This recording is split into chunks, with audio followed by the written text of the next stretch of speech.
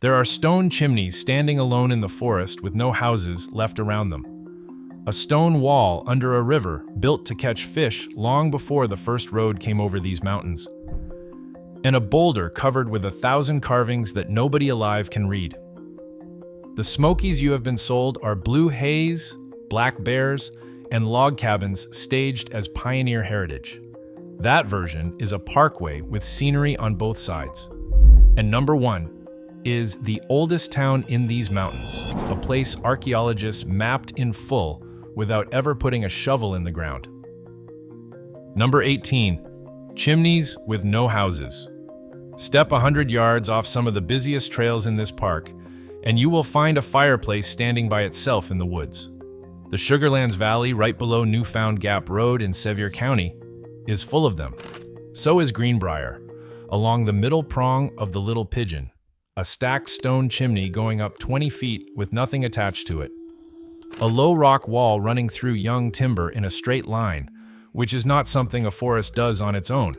Hundreds of families sold out, or were condemned out, in the late 1920s and early 1930s while the park was being assembled. The wood was hauled off or burned. The stone stayed because moving stone costs money and nobody was paying for it. The real tell is not the chimney, though, it is the plants. Daffodils blooming in March in the middle of deep forest, boxwoods holding a rough square, a lilac where no lilac would ever seed itself. Those were dooryards. Somebody planted them beside a step, and they have outlived the step, the house, the family, and the road that went there. The forest did not reclaim Sugarlands. It was planted over the top of it. One thing before we go any deeper, and then I will not bring it up again. Almost none of what is in this video is secret. It sits in survey files, county deed books, and archaeological reports that nobody reads, and the work is finding it and setting it next to the thing it contradicts. I have been doing that for a while now, and most of what I've found does not fit in a video. It is in a book called The Appalachian Mysteries Collection, and the link is in the description. That is all. Number 17. Number 17, the walls under the river. In a dry August, the rivers draining this range show long stone V-shapes pointing downstream. And water does not do that on its own. Stand on a bridge over the Tuckasegee when it is low, and you can trace the whole thing. Two arms of piled cobble running out from opposite banks, converging toward a narrow gap in the middle, the current visibly speeding up where it squeezes through the point. Fish moving downstream get funneled into that gap. A basket or a woven trap at the apex does the rest. It works without a single moving part, and it works whether or not anybody is standing there. The design is native in origin, and it is very old. It is also the reason dating any individual weir is a mess. Rivers tear these apart constantly, so they were rebuilt constantly, and later settlers reused the same structures for fishing and to feed mills. The technology is ancient. The particular rocks in front of you may not be. Anybody who hands you a firm construction year for a specific weir is guessing, and the archaeologists who work these rivers will tell you so themselves. An intact, ancient machine, working in public, for free, and most people float straight over the top of it, looking at a phone. Number 16, the ruins built by teenagers. Half the ancient-looking masonry in this park was laid by teenagers with government paychecks. Drive the Trans-Mountain Road between Sevier County, Tennessee, and Swain County, North Carolina, and you pass stone guard walls, culverts, and steps that look 2 centuries old. Pull over near Greenbrier or Smokemont, and you can find a moss-filled foundation 40 feet off the pavement. No sign, no date, nothing telling you what it was. It was a camp. The Civilian Conservation Corps ran roughly 24 of them in these mountains between 1933 and 1942, building roads, trails, bridges, and fire towers with young men who needed the work. The stonework reads as colonial because Appalachian humidity is brutal on masonry. 80 years of freeze, thaw, and moss up here does what 300 years would do in a drier state. That is the harmless part. In the same era, Park crews cleared the older ruins away. Homesteads across the boundary were pulled apart or burned, so the land would look like wilderness again. And that work sits in federal files, not folklore. So the most visible ruins in the Great Smokies are the leftovers of the operation that erased the real ones. Number 15. The mountain, with its skin gone. 4 miles out on the Appalachian Trail from Newfound Gap, the forest stops and the mountain turns to bare rock. Charlie's Bunion is a knife edge of exposed stone with hundreds of feet of open air off the north side, and almost nothing growing on it. Every other ridge in view is green to the top. This one is gray. Stand on it and you can see the tree line simply quit. It has not always looked like this. Loggers cut the slope. In 1925, a fire burned through what they left behind. Then, in 1929, a cloudburst dropped an enormous volume of water on the burned ground with no roots left to hold it. And the entire soil layer slid off the mountain into the valley below. What is left is bedrock that has not managed to grow a forest back in nearly a century. Horace Kephart was standing here shortly after, looked at the bare knob sticking out of the ridge, and named it after the foot of the man beside him. The most dramatic view on this stretch of the Appalachian Trail is a scar. Number 14. The town they let rot. A vacation colony inside this park was allowed to fall apart on purpose for about 30 years, and then somebody changed their mind halfway through. Walk up Jake's Creek from the Elkmont campground, and you reach a row of frame cottages built by Knoxville money in the early 20th century. Some are restored now, painted, roofed, interpreted, with panels out front. Others are still going down. Porch posts, pulled off plumb, chimneys standing inside rhododendron, floorboards sagging toward the crawl space. The site started as a logging town, became the Appalachian Club, and the leaseholders held lifetime tenancies inside a national park until the last of them ran out in 1992. The plan after that was demolition. All of it. Preservationists fought it. The case dragged for years, and that delay is the entire reason you can stand in one spot and see both outcomes at once. Rot on one side of the lane, fresh paint on the other. Here is the part that sticks. What got saved is the leisure layer, the summer houses of people who came here for the view. The farming community that lived on this creek before them left almost nothing standing. The Smokies preserved the visitors and let the residents go. Everything so far you can reach in sneakers. What comes next was mined, dammed, or abandoned, and none of it wanted to be found. Number 13. The bluff mined for medicine. One of the busiest trails in this park ends at an industrial site, and most of the people on it think they are looking at a cave. It is not a cave. Alum Cave Bluffs is an overhanging wall of Judaculla Rock on the way up Mount LeConte, and the strangest thing about it is the ground. Dry gray dust underfoot in one of the wettest places in the eastern United States. Mineral crust on the rock face, nothing growing at all under the overhang. The Epsom Salts Manufacturing Company worked this site in the 1830s.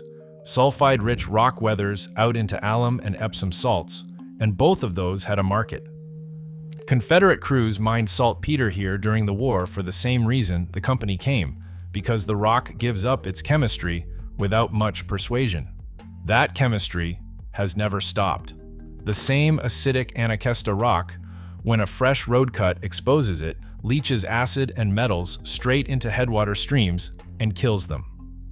It is the reason certain roads in this park were abandoned mid-construction, which is going to matter later. Number 12. The trees too steep to cut. Almost this entire range was clear cut, which makes what is standing in a few coves genuinely hard to believe. Hike the loop off the Madron Bald Trail into Albright Grove, up in Cocke County, and the scale rearranges itself. Tulip poplars 3 people cannot reach around. Hemlock and silverbell going up past where the light works. And around all of it, a uniform young forest that makes the big trunks look like a rendering error. This is one of the largest blocks of old growth left in the eastern United States. Not because the mountains were untouched. Logging companies were cutting hard right up until the park purchases began, running rail lines up the hollows to get the timber out. What survived are the stands that were too steep, too remote, or too slow to pay. Over in Cataloochee, there is a more personal version of the same story. A landowner named Robert Palmer, called Boogerman by everybody who knew him, reportedly refused to sell his timber rights, and one drainage still has giants because of it. His nickname is On the Trail Sign. The oldest living things in these mountains survived on a technicality, and one man being difficult. Hold on to that valley. We are going back to it. Number 11. The cabin that never emptied.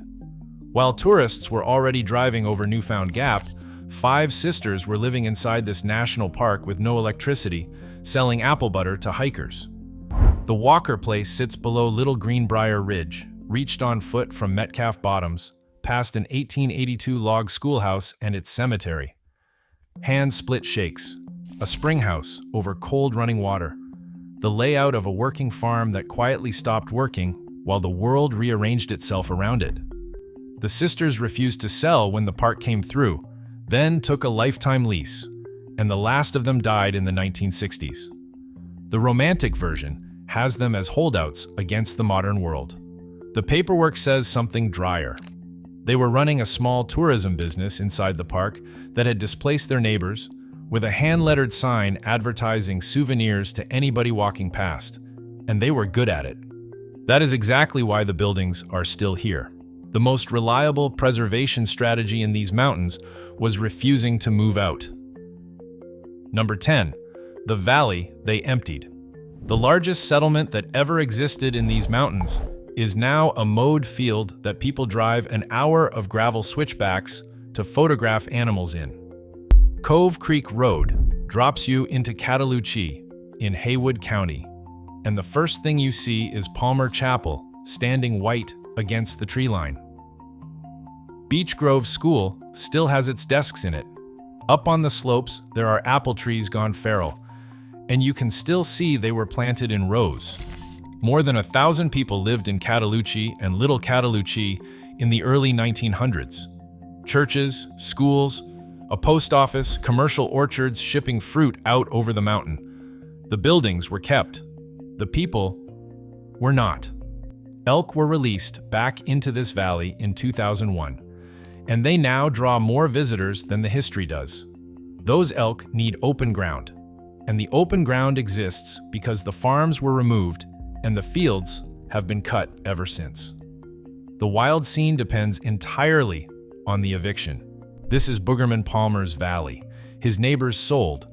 Their descendants still come back every year and hold services in a church that has no congregation the other 364 days. Number 9. The fields on the ridgetop. There are open meadows on top of these mountains that have no business existing, and nobody can agree on what put them there. Climb to Gregory Bald above Cades Cove in late June, and you come out of closed forest into knee-high grass and flame azalea with a hard, abrupt wall of trees on every side. Not a clearing, a dome of open meadow with an edge on it, like somebody drew a line. And this is well below any real tree line. Trees grow perfectly well, hundreds of feet higher on the slopes right next to it. The candidate explanations are all reasonable and all incomplete. Native burning and clearing, historic cattle and sheep grazing, fire. Climate shifts after the last ice age. Browsing by megafauna that has not existed here in 10,000 years. Each one accounts for some balds and fails on others. Grazing explains why they lasted better than it explains how they started. The practical part is stranger than the argument.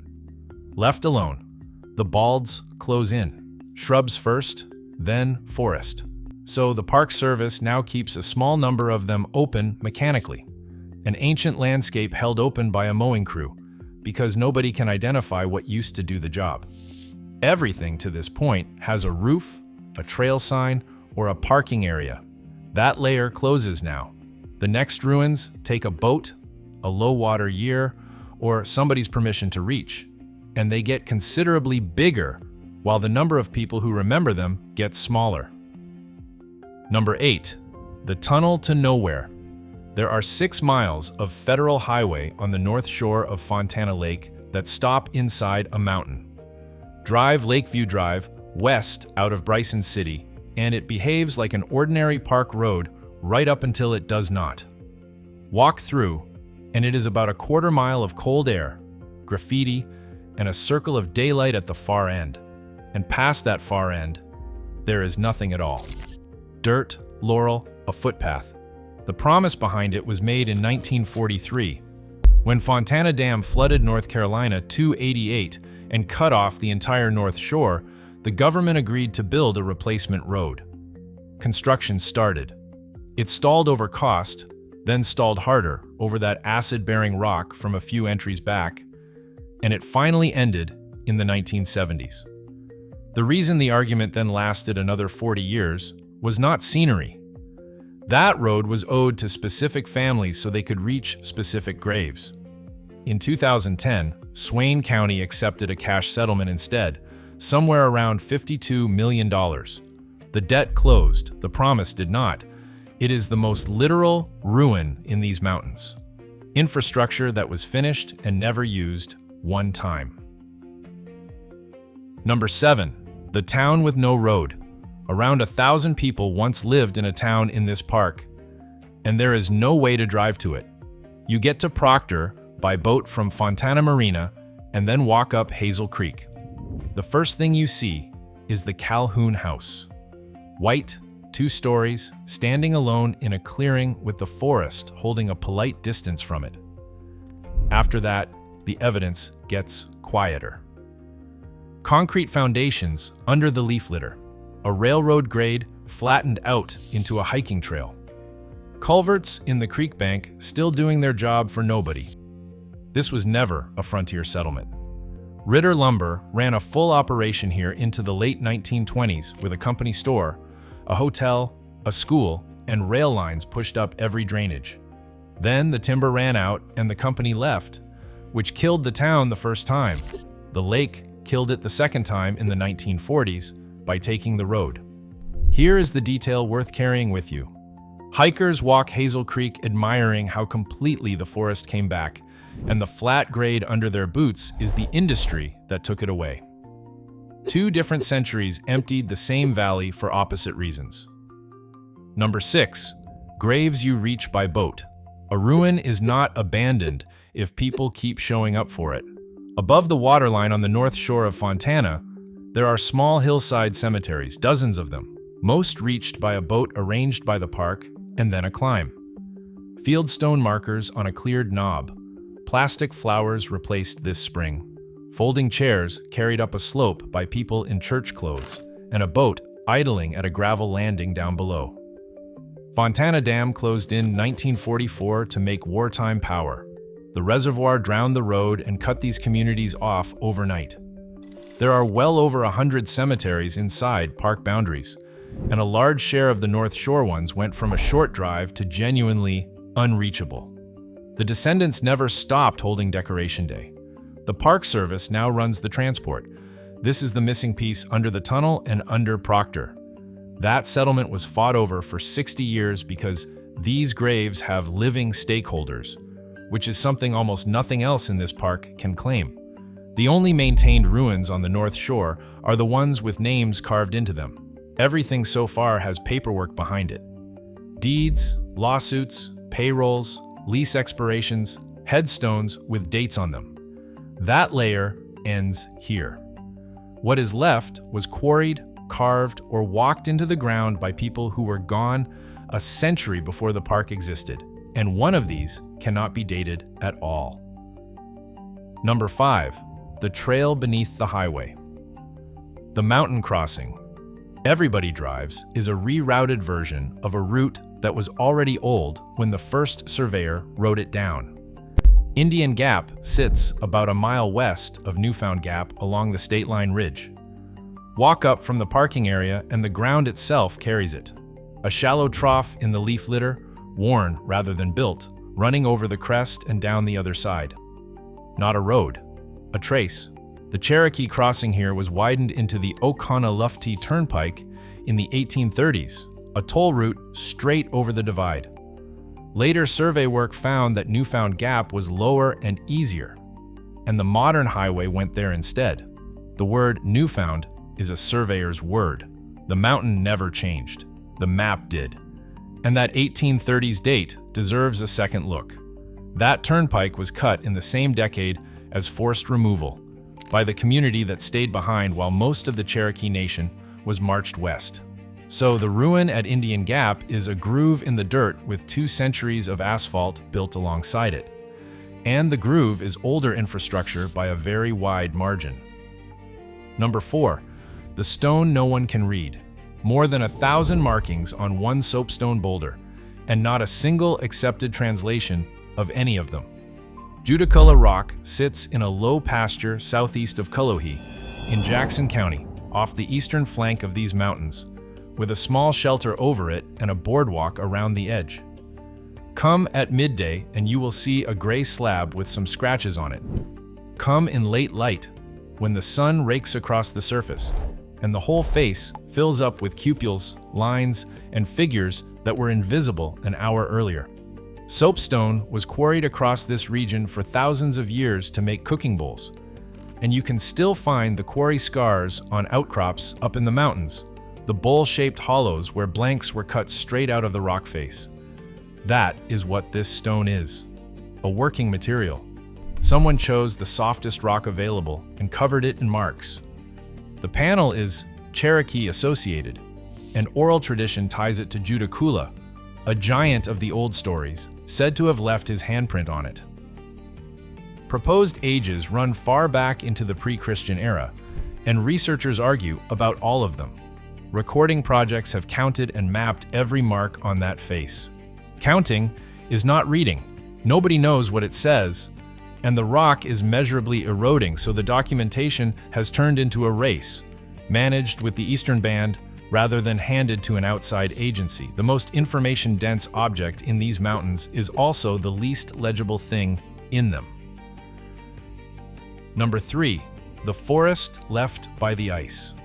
The forest on the highest ground in this park does not belong to the American South, and most of it is dead.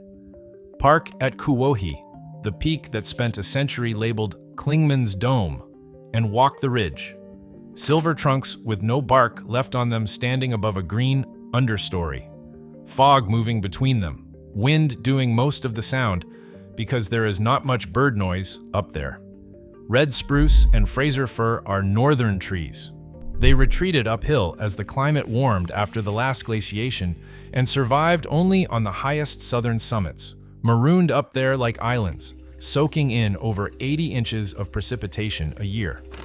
Then the balsam woolly adelgid arrived in the middle of the 20th century, an insect with no local predators, and it killed the overwhelming majority of the mature firs. Young firs do come back. They grow, they reach cone-bearing size, and they get attacked again. This forest is not recovering so much as looping, and how it ends is genuinely open. One thing did come back cleanly. In 2024, the peak's Cherokee name was formally restored. A relict ecosystem, a dead canopy, and a name that outlasted the trees standing underneath it. Number 2, the park still counting itself. The most visited national park in the United States does not know what is inside it. 20 feet off a trail that 4,000 people walked this morning, somebody is on their knees with a sifting screen and a glass vial. The All-Taxa Biodiversity Inventory has been running here with Discover Life in America since 1998, working leaf litter, seeps, caves, and drainages that nobody surveys on purpose. It has added roughly 10,000 species to the park's records. More than 1,000 of those were unknown to science entirely. Mostly small, mostly invertebrate, alongside the salamander diversity this range was already famous for. The same incompleteness applies to the human record. Much of the archaeology in these mountains was done reactively, driven by reservoir projects, road construction, and land transfers, rather than by systematic coverage of steep, forested backcountry. Nobody has walked most of it with a trowel. That is changing. Remote sensing under forest canopy is now turning up terraces, grades, and structures across the Appalachians that ground survey walked right past, including industrial scars like Hazel Creek, which are old enough now to count as archaeology in their own right. 500,000 acres, over 12 million visits a year, and an inventory that still ends in an ellipsis. Number 1, the town nobody will dig. The most important site in the southern Appalachians looks like 80 acres of hay, and that is on purpose. It sits on flat river bottom between Bryson City and Cherokee, just outside the park's southern boundary, in the same valley all of this was carved out of. You can see it from the highway. You would not stop. There is a low, wide swell in the middle of the field, a mound plowed down by generations of farming until it barely registers as a rise, unless somebody stands there and points at it. Kituhwa is the Cherokee mother town, occupied for thousands of years. The origin place in Cherokee tradition, the town that other towns descended from, the fire that other fires were lit from. The Eastern Band bought the tract back in the 1990s and returned it to tribal ownership. Every entry before this one was ranked by what you can see. This one runs the other direction. Instead of excavating, researchers ran a geophysical survey and read the buried town straight through the soil. Magnetic and electrical readings walked across the surface in a grid. The instruments map what is down there by the way it disturbs a signal. Think about what that means next to everything else in this video.